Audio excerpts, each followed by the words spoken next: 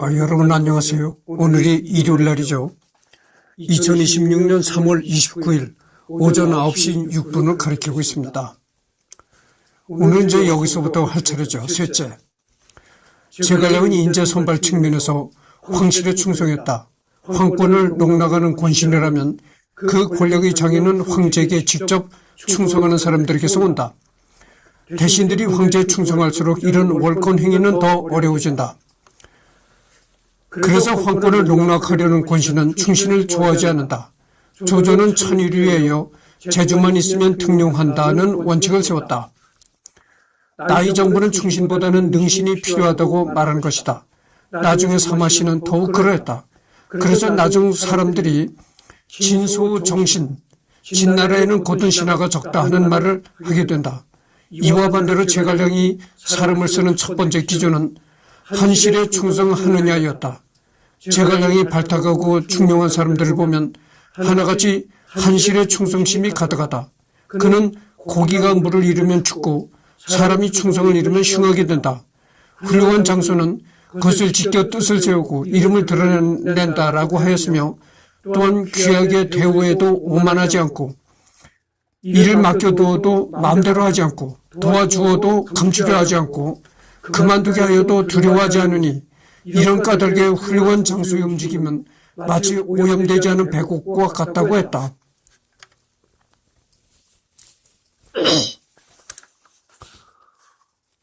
예를 들어 강연은 조건이 이미 멸망했는데도 여전히 복국을 생각한다. 그는 위나라의 정촉군 총사인 종예가 할거하려는 야심을 품고 있는 것을 보고 종예에게 위나라 장수를 모두 죽이도록 권하고 그 기회를 틈타 촉한을 부응하려 했다. 결과적으로는 실패하고 성도의 난을 부르고 말하지만 자칫 동감의 음주자인 호삼성은 그를 이렇게 평가했다. 강요의 마음은 시종 한나라를 위한 것이니 천년 동안 붉게 빛나는구나. 제갈량에게 야심이 있었다면 그가 이렇게 한 황실의 충성스러운 대신을 기용했겠는가. 그것이 자신의 적을 만든 꼴이 아닌가.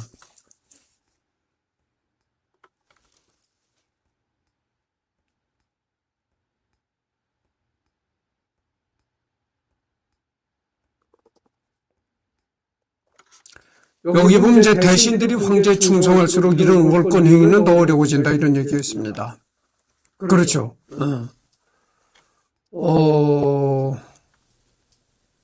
그다음에 넷째, 제갈량은 부하, 후손을 교육할 때 명리에 담백하고 원대한 이상을 가지라고 했다.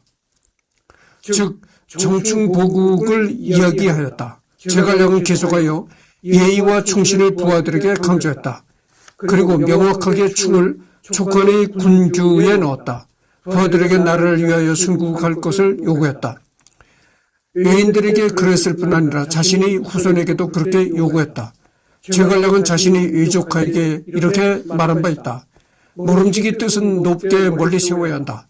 선연을 본받고 정욕을 끊어라. 숭고한 이상을 추구하기를 요구한다. 아들에게 남긴 계자서를 보면 비담 방무 이명지, 비령 정무 이치원, 즉 명리에 담백하지 않고 몸과 마음을 고요하게 하지 않으면 자신이 원대한 이상 추구를 견제할 수 없다는 말이다. 이 말은 정말 의미심장하다. 제갈량 일생의 거울이기도 하다. 황제라는 자리는 제갈량이 다다를 수 있었던 최고점이었으나 바로 제갈량은 그 점에서 담백하였다. 그가 추구하였던 것은 원대한 이상이다. 조의를 경멸하고 한시를 붕시켜 천하 대치를 이루는 것이었다. 그런 그의 가르침을 이어받는 촉관은 위로는 장상 공경에서 아래는 보통 사병까지 대부분 충성심이 강했다. 촉관이 멸망했을 때 촉군의 장사들은 비분간격하여 스스로 칼을 뽑아 목숨을 거두거나 분노를 이기지 못해 칼을 땅바닥에 내리친 자들이 많았다.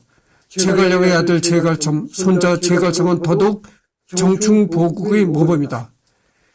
등해의 병사들이 면죽성 아래로 밀려올 때 등해는 제갈첨에게 투항을 권하는 서신을 보낸다. 만일 그가 투항하면 다름 아닌 제갈씨 가문의 고향인 낭야의 왕으로 추천해 주겠다는 것이다. 당시 제갈첨의 형세는 전략적으로 극히 불리했다. 정예군은 전방에 묶여 있었고 제갈청의 수중에는 군대도 많지 않았으니 투항하는 것도 선택지가 있었다. 그러나 제갈청은 노하여 사신을 죽이고 등해와 전투를 벌여 숙군한다. 순국한다. 다음으로 제갈상은 원래 도망가서 목숨을 건질 기회가 있었다. 그러나 부자가 국가의 중한 은혜를 입었는데 일찍이 황후를 참하지 못하여 나라가 기울어 패했으니 살아서 못하겠는가. 그리고 역시 유군에게 뛰어들어 싸우다 순국한다. 이것이야말로 나라의 충성을 다한 사람이 교육해낼 수 있는 자손들일 것이다.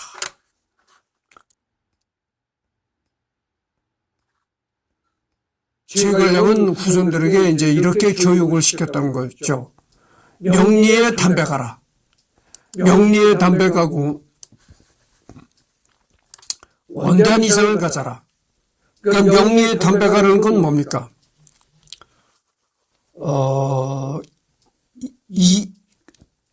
이득되는 일.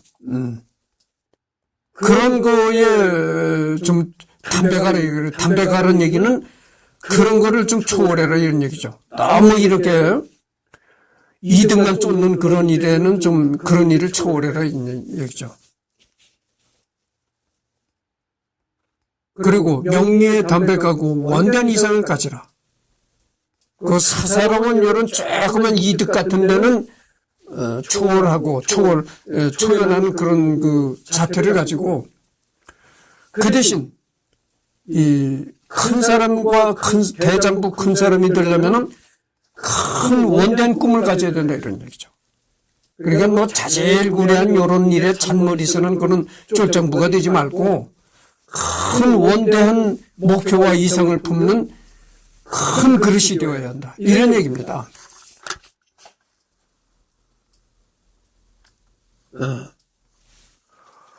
다섯째, 제갈량의 수하들은 아무도 그에게 찬탈하라고 권하지 않았다.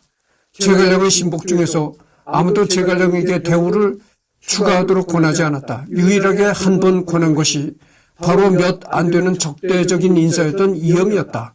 반면 조조건, 손권이건 아니면 유비건 간에 그의 수하들은 계속하여 자신이 주군에게 권했다. 왜 이런 일이 일어났을까? 유일한 해석으로 제갈량의 수하들은 제갈량이 찬탈할 마음이 없었다는 걸 알고 있었다는 것이다. 제갈량에게 찬탈할 마음이 있었다고 하는 사람들은 주로 현대인들이다. 설마 그들이 장원, 비의, 동윤, 장애, 강유, 유연, 양의 등등 제갈량과 아침 저녁으로 함께했던 사람들보다 제갈량의 마음을 더욱 잘 안다고 할 수 있단 말인가? 제갈량은 추호도 자기가 황제 자리를 넘봐서 황제를 해야 되겠다 이런 생각을 하지 않았다는 얘기입니다. 여섯째, 당시에는 확실히 제갈량의 권력 독점에 불만을 가진 사람들이 있었다. 다만 아무도 제갈량이 야심을 가졌다고 직언하지는 않았다. 더더군다나 공개적으로 반란을 일으키지도 않았다. 옛날 주공은 유언비어를 두려워했다고 하였다. 즉 주공이 집권하던 시절에도 유언비어는 많이 떠돌았다. 그러나 제갈량이 집권하던 시절에는 유언비어가 나오지 않았다. 이막이 제갈량 사후 제갈량이 신장강병, 난고호시하다고 하였으니 이것은 제갈량의 권신화를 말하는 것이다. 그런 그도 미필회반 반지심이라고 인정한다. 제갈량이 집권하던 동안에 정변 반란은 거의 없었으며 더욱이 공개적으로 반제갈량의 기치를 내건 반란 역시 한 번도 없었다. 그에 반해 조조의 집권 시기와 사마시 찬탈 시기 이전 조위의 속사성을 살펴보면 중앙정부 내부에서 정변이 계속되었고 지방에서도 여러 번 반란이 일어났었다. 결국 윤문당과 똑같은 말이다. 후대인들이 당대 사람들보다 제갈량의 마음을 더 잘 이해한다고 할 수 있느냐는 것이다. 제갈량이 그 통솔을 하던 그 나라를 다스릴 때에는 제갈량이 이렇게 통솔을 하던 때에는 정변이나 반란 이런 게 전혀 없었다는 거죠. 왜 뭡니까? 정치적으로 그만큼 안정화가 됐다 이런 얘기죠. 일곱째, 제갈량의 정치 이념이다. 제갈량은 허군 실상을 추구하지 않았으며 혹은 실상,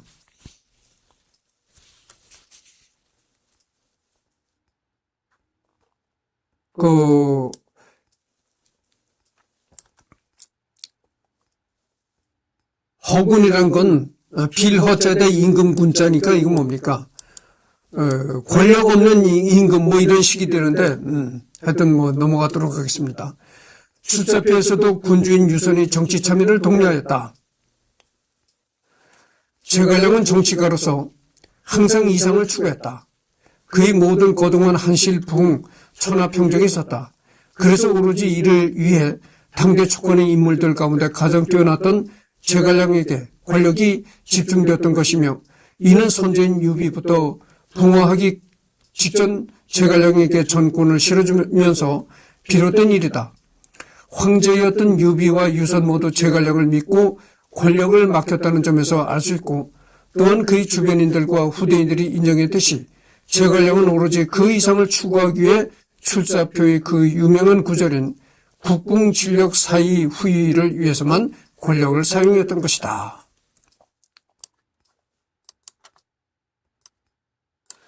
이 유비와 유선, 이 촉나라의 그 황제 유비와 유선이 이 제갈량을 왜 이렇게 극히 신임을 했을까요? 전번 시간에도 내가 얘기를 했잖아요. 이 제갈량은 자신의 세력을 만들지 않았다고죠. 자신의 정치적인 세력을 만들지 않으니까 그거를 보고 이제 제갈량을 적극적으로 신임한 겁니다. 제갈량은 권신으로서 올바르지 못한가? 제갈량에 대해 그가 권신이라고 주장하는 글에서는 그가 친고를 했다고 하여 참남된 발언이라고 한다. 그러나 이는 후한말 삼국시대의 호칭 문화에 대한 뭘 이해해서 나온 것으로 조조, 원소, 원술, 유비, 손책, 손권, 사마이, 사모소 등의 제후급 지책을 받은 인물들은 자신을 칭할 때 고의 명칭을 썼다. 심지어 일개 대수인 화엄도 스스로를 고라고 칭했다. 5번 가만히 듣자니 명부와 더불어 왕부군은 중주에서 이름나 있어서 나라 안에서 으뜸으로 여겼으며 비록 동쪽 변방이 있지만 항상 우러러 보았습니다. 화엄 나는 왕회계에 비할 바가 못돼요. 5번 살펴보지 않았지만 예정의 정병들이 회계와 비교하여 어떡합니까? 화엄 비교할 바가 못돼요. 이 문장은 우본이 예정태수로 있던 화엄을 투항시키기 위해서 나온 문답 중 일부로, 즉 나라는 것은 화엄, 왕회계보다 못하다는 용례이다. 여기서 알 수 있는 사실은 독립군벌도 아니고 조정에서 임명되어 내려온 태수조차도 고를 쓴다는 것이다. 유우 경이 어찌 감히 이 같은 말을 꺼내시오. 충의의 도를 다 이루지도 못했소. 더구나 나는 나라의 은혜를 받은 몸으로 천하가 요란하여 아직 목숨을 다해 나라의 수치를 제거하지도 못했으니 여러 주군의 열의 지사들이 서쪽으로 육력해 어린 주인을 도와 영접하기를 바라오. 그런데 도리어 망령되의 역모를 꾸미고 충신을 더럽히려 하오.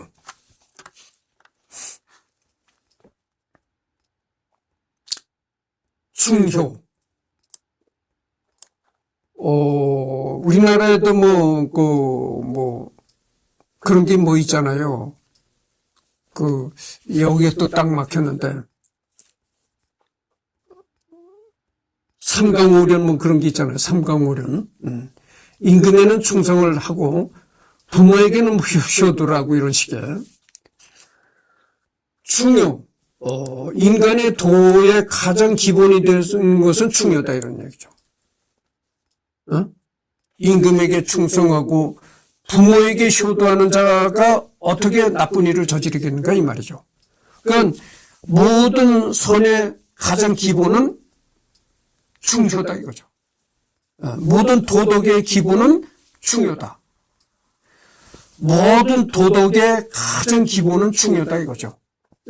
임금에게 충성하고 부모한테 효도하는 자가 어떻게 나쁜 일을 저지르겠는가 이런 말과도 일맥상통하죠. 유조차도 자신을 칭하는데 고라는 명칭을 사용한다. 고가 참칭의 증거를 하는데 한실의 충신인 유우나 조정의 명을 받은 일개군이 태수조차도 자신의 밑에 사람에게 자칭할 때 고를 쓰는 것이다. 동안 말년에서는 고라고 쓰는 것이 상당히 널리 쓰였다는 얘기다. 실제로 제갈량이 고를 쓴 건 정사 본전에는 없고 초주적 촉기주석과 계안보 신찬에 붙은 익부기부 잡기 주석에만 달려있는데 둘 다 모두 자신보다 낮은 위치에 있는 사람들에게 쓴 것으로 문제는 없다. 그는 황제에게 올리는 표문은 일관되게 신이라고 하고 있고 사사로운 서신은 오라고 하고 있고 교의 경우에는 오 혹은 양이라고 했다. 애당초 제갈량과 관련된 모든 기록에서 고라는 자칭은 두 번밖에 쓰지도 않았다. 거기다가 원래 고는 제후급 인사들이 자칭인데 제갈량은 당시 승상의 익주목이었다. 그러므로 더 논할 필요가 없는 썩은 떡밥이다. 이미 진시 황제부터 황제는 1인칭으로 고가 아니라 짐을 사용했다. 아예 제갈량은 친구를 한 적이 없다는 얘기도 있다. 우선 첫 번째로 나온 것이 익부기구 잡기로 대개 삼국지 진술이 쓴 책으로 여겨진다. 삼국식이 진술이 쓴 책으로 여겨진다. 삼국지 이선전을 살펴보면 진술은 익부기구전과 지를 지었는데 이 중에서 지가 잡지 부분, 즉 익부기구 잡기일 것이라 추측하고 있다.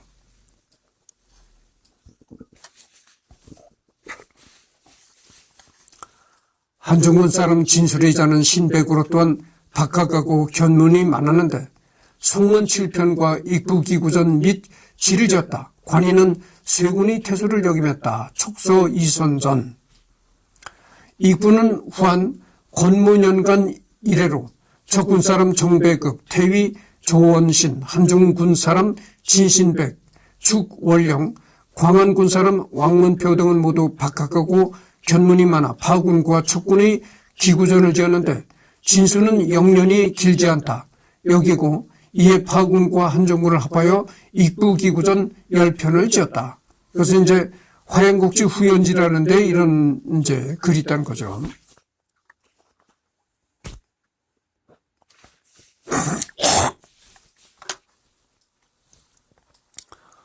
지금 18분을 경고하고 있네요. 이 여러 기구전들은 진수의 익부기구전이 나오면서 점차 사라졌다. 익부기구 잡기에 나오는 제갈량의 유언과 후계자 선정 이야기를 읽다 보면 자연스레 연상되는 이야기가 있다. 사기 고조분기와 한서 고재기를 보면 임종을 맞이하는 한 고조에게 고황후 여씨가 어떤 일을 상국으로 임명해야 하는지 묻는 대화가 나온다. 폐하께서 100년을 사신 뒤에 소상국이 죽으면 누구로 하여금 이를 대신하게 해야 합니까? 조참이 괜찮을 거요. 그 다음은요. 왕릉이 괜찮소. 그러나 왕릉은 우직하니 진평이 보좌한다면 괜찮을 것이요. 진평은 지무가 있지만 홀로 감당해내기 어려울게요. 주발은 침착하고 꾸밈이 적소. 유씨를 안정시킬 사람은 주발일 것이니 태위를 맡기시오. 여후가 다시 그 다음을 묻자 고조가 대답했다. 이후는 그대가 알 바 아니오. 이렇게 한 고조 유언은 마무리된다. 익부기구 잡기 얘기도 비슷하다. 제갈량의 병이 위독한 것을 알고 국가의 중대사 자문하기 위해 제갈량에게 파견한 사람이 며칠을 이야기하면서도 후계자를 묻지 않았으며 떠난 지 며칠이 지나서야 질문이 생각나서 급히 말을 달려 돌아온다. 와병 중이던 제갈량은 스스로를 고라고 칭하며 마치 이복이 올 것을 알고 있었다는 듯 질문하기도 전에 대답을 던진다. 다시 후계자를 묻자 비의를 거론하고 그 이후에 대해서는 알 바 없다는 듯이 침묵한다. 익부기구 잡기 스스로가 증언하듯이 치밀하고 과감하면서도 날카로웠으며 종무를 처리하는 데 민첩했던 이복은 여기서 허둥대며 코믹하기까지 한 역할로서 곧 임종을 맞이할 제갈량의 미래를 꿰뚫 듯 대답하는 모습과 대비된다. 사실 이쯤에서 이 이야기를 쓴 작자는 오보다는 고 정도는 써주어야 더욱 위험이 난다고 생각한 것 같다. 이 마지막 장면은 한고제 유언과 오버랩되면서 끝이 난다. 비의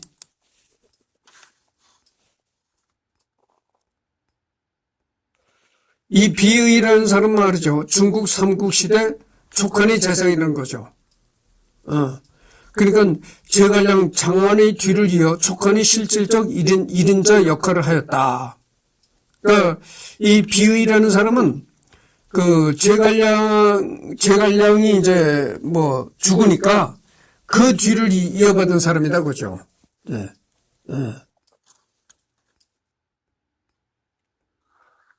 촉한의 대장군 비의 이렇게 나왔습니다.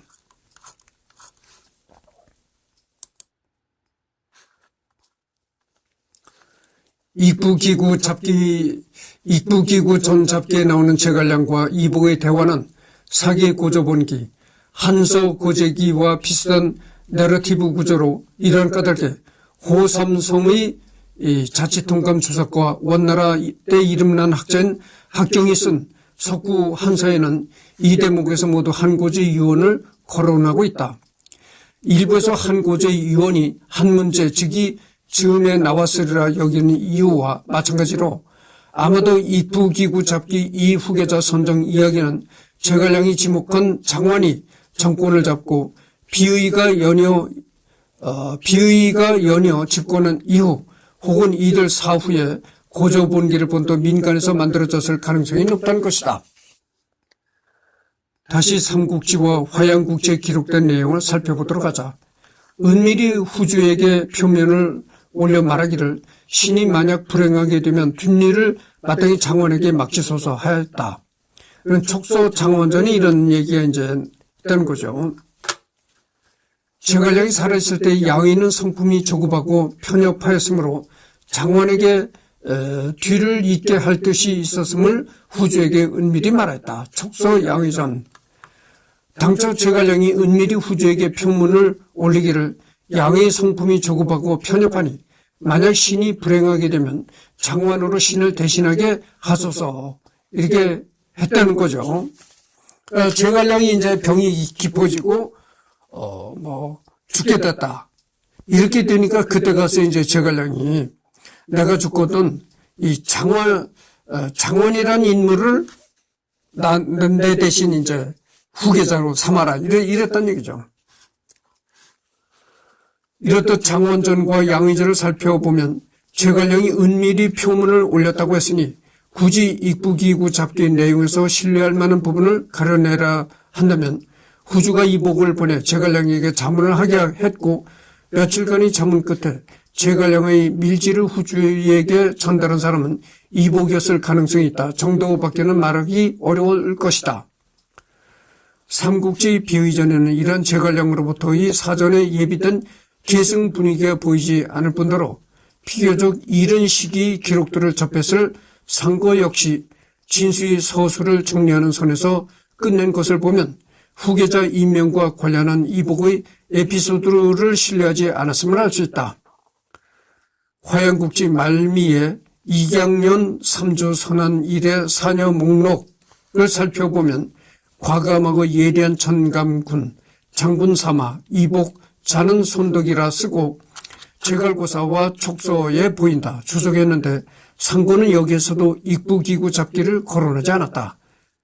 제갈고사는 현재 예문 류치 권 60에 1조가 남아있는데 고사란 지금의 훈령, 조례 또는 판례와 비슷한 의미다. 또 이번에 그 다음 기록인 촉기 기록을 보자. 초주가 제갈량을 처음 만났을 때 좌우에 있던 사람들은 모두 초주를 보고 비웃었다. 초주가 나간 후에 유사가 비웃은 사람들이 죄를 묻고자 했다. 제갈량이 말하기를 고도 웃음을 참지 못하였는데 하물며 좌우에 있는 사람들이야 어찌 참을 수 있었겠는가 했다. 촉기. 손성의 촉기에는 제갈량의 1인칭 대명사가 모두 오로 되어 있으므로 삼국지 초주전 배주에 인용된 이 촉기는 왕은의 촉기로 추측할 수 있다. 예문 류치 권 19, 태평 어람 권 391, 책부 원구 권 835, 삼은 류치 권 21에도 거의 같은 문장이 실려 있다. 초주는 사후 서진식인 후세에 당시 익주자사가 초성화를 그려 기릴 정도로 학자로서 존경을 받았지만 양시전에도 나오듯이 이미 당대에서 시류에 맞는 재능이 없다고 하여 그를 중시하는 사람이 별로 없었고, 초주의 항복론을 받아들여 항복한 유선을 비판한 왕순과 초주를 대놓고 경멸한 손착과 손성의 평화에서 보이듯 한편으로는 격렬하였다. 그의 제자였던 진수 역시 장화의 비호에도 불구하고 끊임없는 모함과 실패를 여러 번 맛봤다고 한다.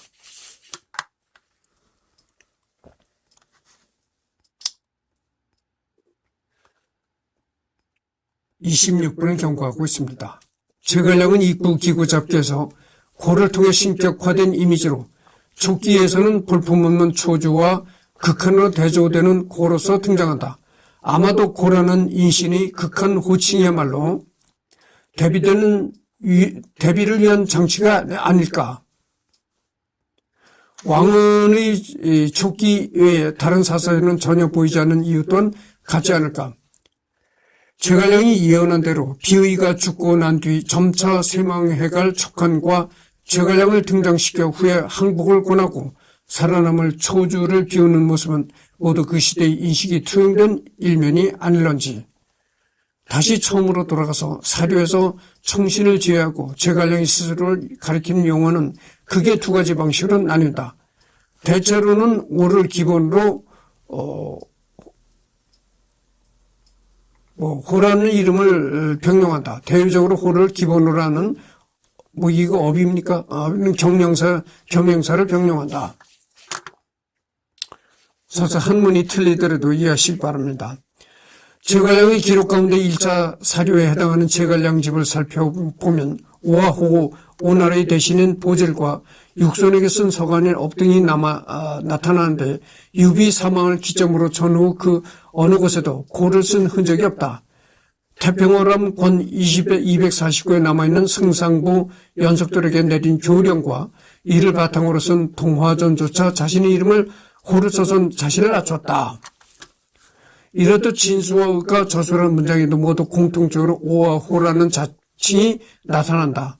즉 제갈량의 친구를 했다는 기록은 의외로 그 기반이 부실한 것을 알 수 있고, 대내외적으로 공식적인 표현이 나오는 1차 사료를 종합하고 또 진수와 상거의 자료들을 종합하면 이 자료들에서 제갈량은 고라고 칭하지 않았다. 따라서 제갈량은 고라는 자칭을 썼을 가능성이 희박하다는 것을 알 수 있다.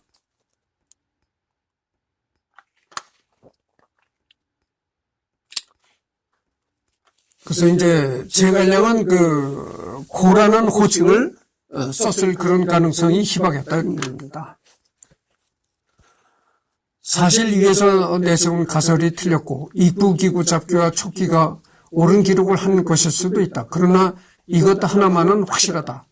한나라는 고사라는 형식을 통해 법제의 구멍을 보완하여 빠진 정령을 반복 시행했고, 촉한 역시 제갈량의 고사가 존재할 정도로 또 다른 기준점을 세웠다고 할 수 있다. 이러한 점에서 사서에서 고의 사용은 당시 그러한 제갈량의 지위와 인기들을 보여줌과 동시에 촉한이라는 국가를 신분, 출신, 지역 관계없이 하나로 묶은 그의 존재감을 보여준다고 할 수 있다는 것이다.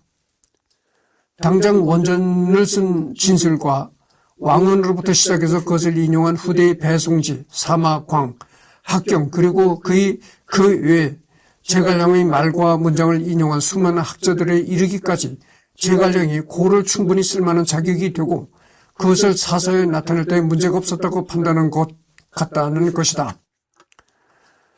제갈량이라는 거물의 크기는 그 정도였다는 사실을 우리는 알 수 있다. 십석운운도 그렇다. 당장 이엄에게 전한 편지도 왕위에 오르고 구속을 권하는 말에 이엄을 꾸짖고 한시를 붕시키면 모두 큰 상을 받고 실제로는 존재하지도 않는 신명을 10개라도 받을 수 있을 것이라 거절한 편지인데 그걸 두고 제갈량이 십석운운을 했다느냐 하는 것이다. 제갈량은 이렇게 말했다.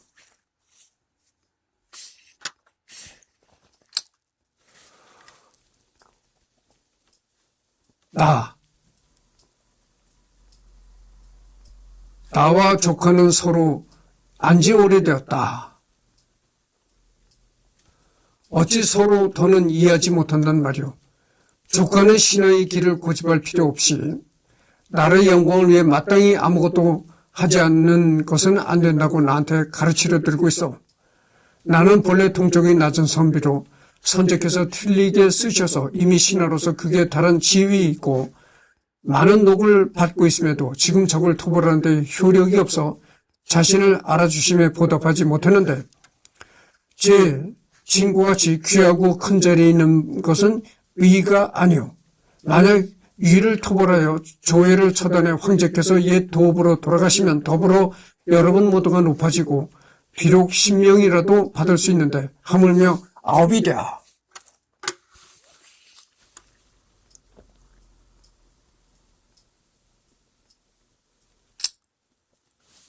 그러니까 제갈량 자신은 국가의 여러 가지 혜택을 받았다 이런 얘기입니다. 그래서 국가의 벼슬에서 벼슬을 받고 그 다음에 매일 국가에서 주는 녹을 받고 이랬던 그래서 자신은 국가에 대해서 많은 혜택을 받았다 이런 얘기죠. 이는 북벌이 성공하면 참여한 제군 모두가 높아진다고 역설함과 동시에 신명은 실제로는 존재하지 않는 고로 큰 공로를 받는 상에 대한 비유인 것이니 이엄에게 분명히 한실풍의 의지를 보이고 왕위에 대한 거절을 위해서 이런 말을 한 것이다. 제갈량의 논지는 이미 시작할 때 다 나왔다. 어디서 함부로 칭왕이나 구속이란 단어를 꺼내고 있느냐는 꾸짖음인 것이다. 신명을 논하는 것도 논공 행상에 있어 자신만이 대상이 아니라 하고 있고 다른 신하 제군 모두가 귀하고 현달한 자리에 더불어 높아지고 신명을 받는 것이라고 단정한다. 그가 나타내고자 하는 것은 구속에 대한 무시 내지는 멸시에 가까운 것이다. 신명은 제갈량이 가정한 상상 속의 개념으로서 신하로서의 최고 영예를 상징한다.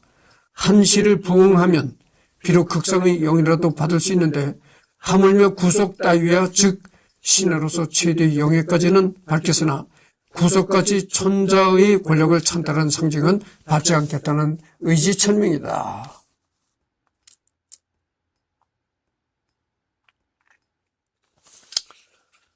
애당초 제갈량은 주군인 유비에게 왕이 아니라 황제가 되어도 좋다고 유명까지 받았으나 이를 거부하고 탁구 대신으로서 고갱지력을 다한 사람이다. 고갱지력. 고갱지력은 다리와 팔, 즉 사지 온 몸의 힘을 뜻하는 말로 자신이 가진 모든 역량을 의미로 쓰인다. 어떤 일을 하며 가진 힘을 남김없이 다한다는 의미의 전심전력과 같이 온몸을 다 바쳐 헌신한다는 의미로 쓸 수 있다. 그걸 눈앞에서 보고 유비로부터 내가 이 사람에게 이런 권한을 부여받은 것을 기억해라는 메시지를 받은 사람이 이엄이 그 권한을 부여받은 사람인 제갈량도로 구속과 왕을 받으라고 논한 것은 교묘한 말로 제갈량을 시험하는 음험한 의도이다. 심지어 저 다비엄서는 진수의 제갈량집을 인용한 주석에서 나온 것으로 아마도 이엄이 4차 북벌 이후 제갈량에게 누명을 씌울 때 공개된 편지들 가운데 하나일 것이다. 결국 촉헌의 중신들은 두 탁고 대신 가운데 제갈량의 편에 섰고 이후에도 그의 충성에 대해 뭐라고 하는 사람이 없었다.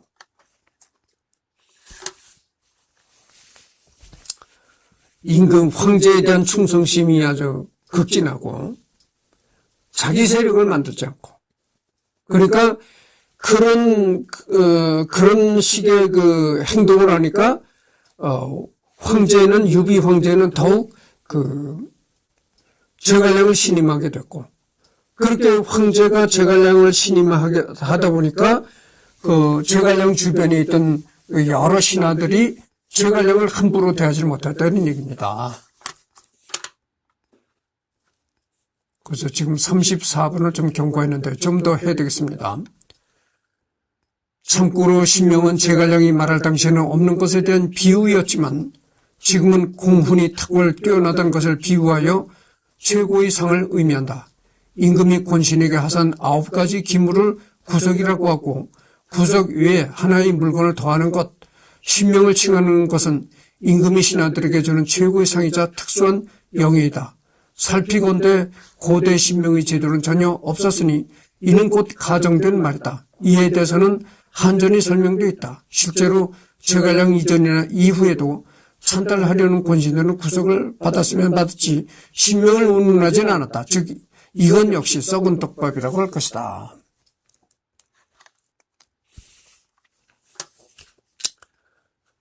제갈량이 남중 정벌 이후 9월 호분 60인 고취 일부 곱게 하나 우보 새 기세로 장식된 일관. 우보라는 것은 이제 새 기세로 장식된 일상을 받았다고 구속의 일부를 받았네.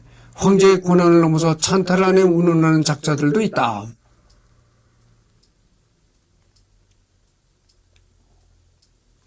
취주악대 60인 취주악대 이거는 그 연주를 말한 것이 음악 연주를 말한 거죠. 그러니까 뭐 이 동양이나 서양이나 음악의 역사는 굉장히 오래됐습니다.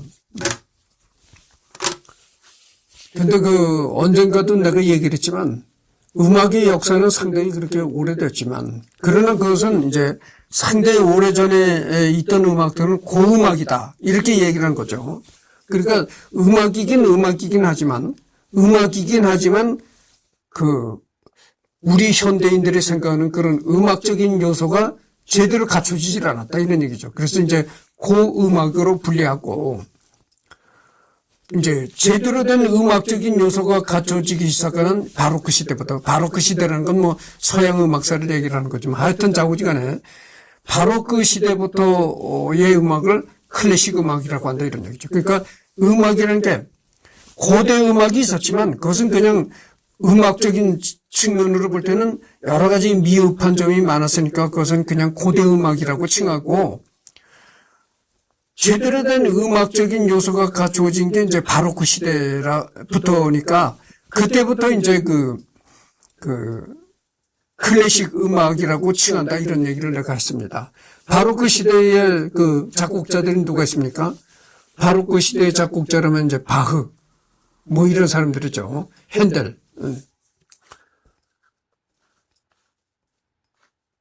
구속의 구성 요소 중 일부를 받았으니 찬탈의 의사를 일부 표시한 것이다. 같은 논리는 통하지 않는다.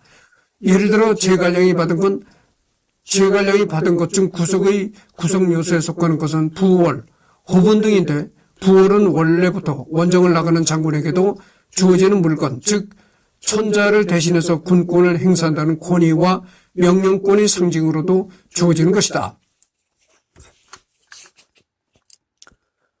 게다가 제갈량이 받은 호분은 60인으로 원래 구속에서 말하는 300명의 5분의 1에 불과한데 이 숫자의 차이는 말 그대로 그가 받은 격식의 차이를 상징한다. 구속을 받은 목적은 격식인데 친위 부대 5분의 1만 받았다는 것은 그만큼 작은 격식만 받았다는 것이다. 결국 제갈량이 받은 것들은 어디까지나 황제가 신하의 공로를 치하하기 위해 주는 하사품의 성격을 명확히 가진 것들이지 황제의 권위를 범할 만큼 자신의 권위와 의전을 높인 것이 아니었다. 지금 40분을 경과했습니다. 그래서 이제 요번엔 여기서 끝내고 오늘이 일요일 날이니까 오후에 한 번 더 녹화를 해야 되겠죠. 그러니까 오후에는 이제 요걸 해야 되겠습니다. 또 제갈량은 찬탈자들이 받은 검리상전, 입조불추, 알찬불명을 받지 않았다. 반면 조위에선 탁구지신으로 조진 조상 사마의가 이 권리를 하사받았는데 사마의야 뭐 그렇다 치고 조진 조상이 황위를 찬탈하려 했다는 얘기는 없다. 하물며 그런 권리가 없던 제갈량은 말할 것도 없다. 즉 이건 역시 푹 썩은 떡밥이다. 검리상전.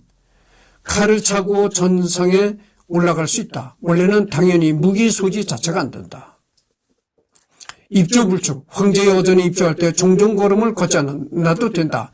그러니까 이거는